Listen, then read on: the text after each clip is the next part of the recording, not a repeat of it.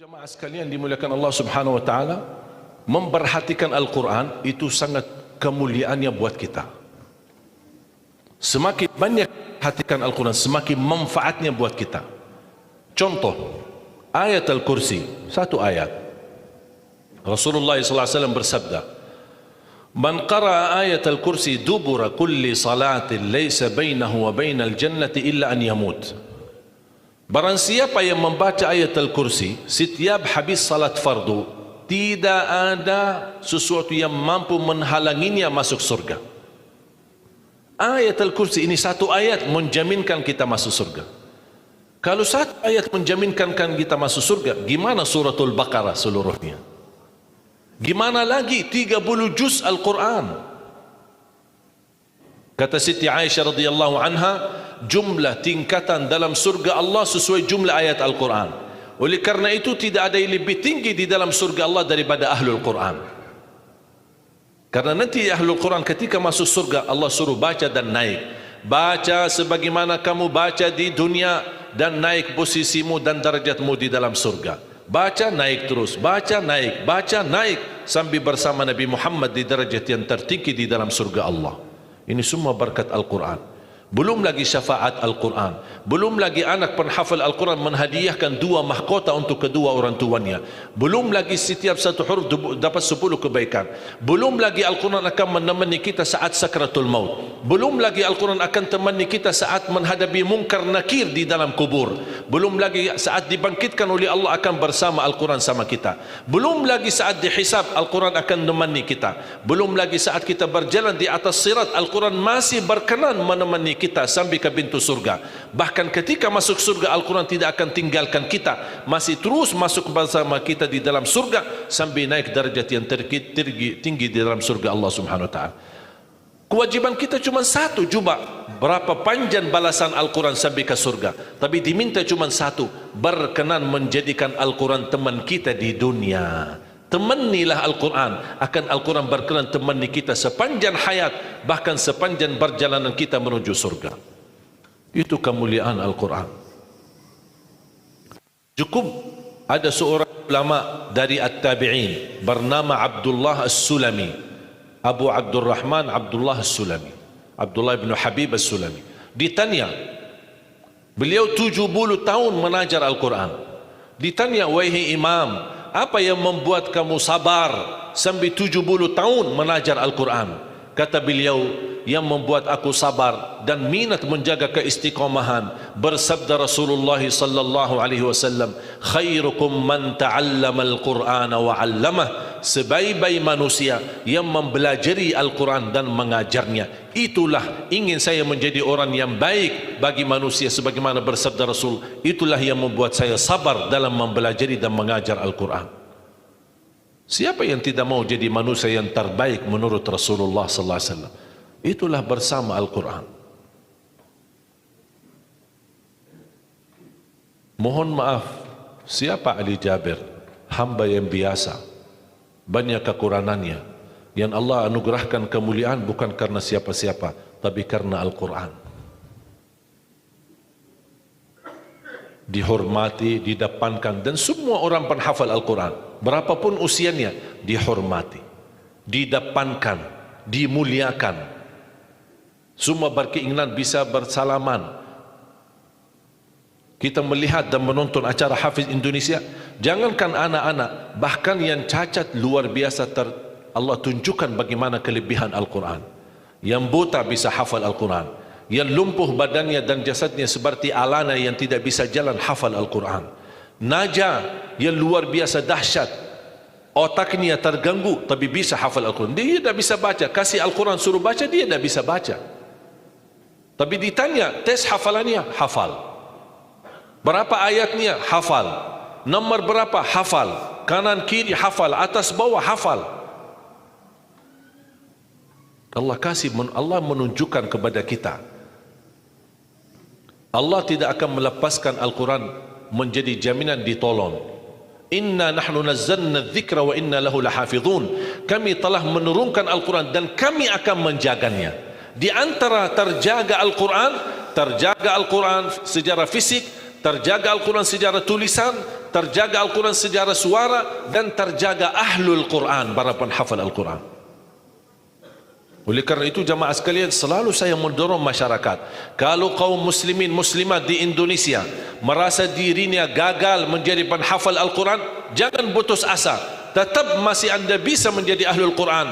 Ayo kita lipatkan diri kita melalui yang jadi saham atau saksi baik bagi kita di hadapan Allah, melalui infak kita, sedekah kita, zakat kita, wakaf kita, apa saja, supaya kita datang di hadapan Allah. Ya Allah, mohon maaf, saya belum bisa hafal Al-Quran, tapi hartaku menjadi saksi untuk membantu dan menolong Al-Quran dan binaan Al-Quran. Insya Allah termasuk ahlul Quran dan mendapatkan syafaatnya Al-Quran di hari kiamat, dan amalan itu menjadi sedekah jariah yang menalirkan pahalanya sampai hari kiamat.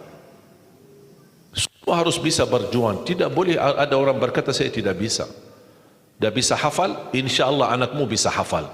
Kalau anakmu belum bisa hafal, insya Allah cucumu bisa hafal. Kalau itu pun tidak berhasil, insya Allah saham walaupun sedikit seikhlasnya bisa menjadi saksi baik. Infaknya, sedekahnya, ikhlasnya, zakatnya, wakafnya, semua bisa menjadi saksi baik. Karena kita mendapatkan sebuah kemuliaan Al-Quran. Al-Quran kitab suci yang tidak ada keraguan di dalamnya. Sayang sekali kita bisa kehabisan berhari-hari tidak baca Al-Quran. Saya harap insya Allah mulai hari ini kita komitmen untuk khatam Al-Quran. Siap? Masih menunggu cara mudah untuk khatam? Saya kasih cara mudah. Ini kan Quran seperti Quran Madinah, ya, modelnya seperti ini halamannya.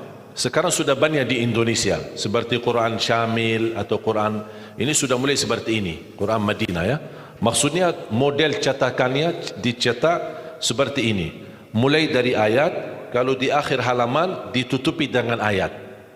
Dulu Quran lama, setiap halaman kita buka kadang-kadang ada separuh ayat di halaman kanan, sisanya di halaman kiri.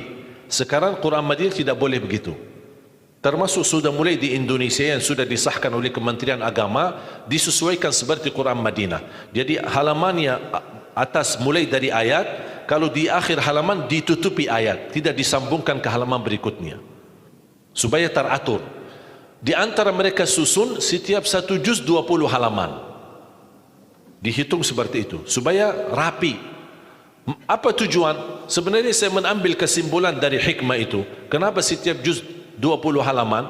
Ternyata saya bisa bentuk cara mudah mengkhatam Al-Quran. Setiap waktu salat baca 4 halaman, 4 kali 5 waktu 20, sudah khatam 1 juz. Jadi kalau khatam tidak harus sekaligus. Jangan habis ceramah anda posisi iman yang mulai naik, semangatnya luar biasa, pulang ke rumah baca Al-Quran 1 juz, besoknya masih semangat baca 2 juz, 3 juz dan seterusnya. Begitu menurun semangat tidak baca 1 tahun. Tidak boleh terlalu semangat, tetap semangat tapi diatur semangatnya. Standar 1 juz, tidak usah berlebih-lebihan. Jaga 1 juz, sedikit demi sedikit, istiqamah lebih baik daripada banyak tapi terputus. Dan itu bersabda Rasulullah SAW, khairul amali adwamahu wa inqal, sebaik-baik amal sedikit tetapi istiqamah daripada banyak tapi terputus. Makanya setiap waktu salat baca 4 halaman, 4 kali 5 sudah 20. Kira-kira cocok? Hah? Siap bu? Mau fikir dulu ya? Kira-kira mau nggak lebih mudah lagi? Masih mau lebih mudah lagi ya? Insya Allah masih ada, jangan khawatir, masih ada. Sebelum salat baca 2 halaman, habis salat baca lagi 2 halaman. Gimana kira-kira cocok? 2 halaman sebelum salat. Kalau 4 halaman sekaligus terlalu berat, tak apa-apa, bagi 2. 2 halaman sebelum salat, 2 halaman sesudah salat. Jadi berapa? 4 dikali 5 waktu berapa jadi? 20, sudah khatam 1 juz. Kira-kira siap? 2 halaman. Satu kertas.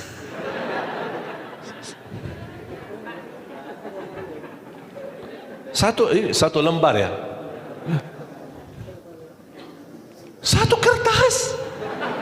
Satu. Cuma bola balik. Masa keberatan? Cuma satu. Begitu sebelum salat, baca satu kertas, satu lembar. Habis salat, baca lagi satu lembar. Mohon maaf, lagi semangat. Mau nambah, jangan. Jangan tambah. Itu aja dijaga sampai selesai. Kalau ini bisa dijaga, insya Allah husnul khatimah. Istiqamah dibaca. Siap? Fikir-fikir dulu atau gimana? Hah? Insya Allah aman ya, cocok. Cocok? Masih mau lebih mudah lagi?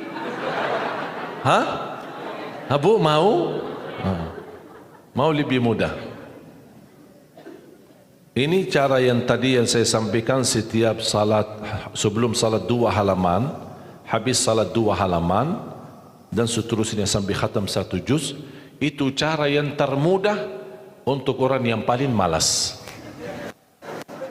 Kalau itu tidak bisa, saya angkat tangan. Inna lillahi wa inna ilaihi raji'un. Sudah ada lagi, sudah habis. Malu kita sama Allah jamaah sekalian.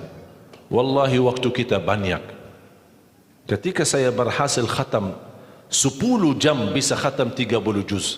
Allah kasih 24 jam. Masa kita tidak bisa 1 juz? Saya tidak minta 30 juz dalam 10 jam. Saya minta 1 juz dalam 24 jam. Dan saya nasihati, kalau ketika anda baca, jangan suka lihat halaman belakang. Itu yang membuat banyak berat. Misal baca Al-Baqarah, sambil dia baca A'udzubillahi minasyaitonirrajim, Bismillahirrahmanirrahim, Alif Lam Mim, Dzalikal kitabu la raiba fihi, hudan lil muttaqin, alladzina yu'minuna. Banyak. Sadaqallahul azim. Tidak jadi lanjut. Karena dia fikirannya sudah berubah. Dia tidak melanjutkan apa yang dia baca, tapi dia sudah membuka jumlah halaman begitu terlalu banyak. Aduh ya Allah. Bukan saya tidak mau, masalah tidak ada waktu. Alasannya tidak ada waktu. Padahal kalau dia lanjut, ada kesibukan, tidak apa-apa, berhenti. Berhasil 2 halaman, berhenti. Ada urusan, aktivitas, ada tamu di rumah, tidak apa-apa. Layani sebentar, habis pulang, lanjut lagi. Walaupun 1 halaman, walaupun separuh halaman, tidak apa-apa. Tunjukkan yang terbaik, walaupun itulah kemampuanmu. Tunjukkan. Ya Allah, mohon maaf, kemampuan saya cuma separuh halaman. Tidak apa-apa. Allah senang apapun yang kita kasih, Allah senang asal istiqamah. Allah suka. Allah tidak minta yang banyak, Allah minta yang terbaik.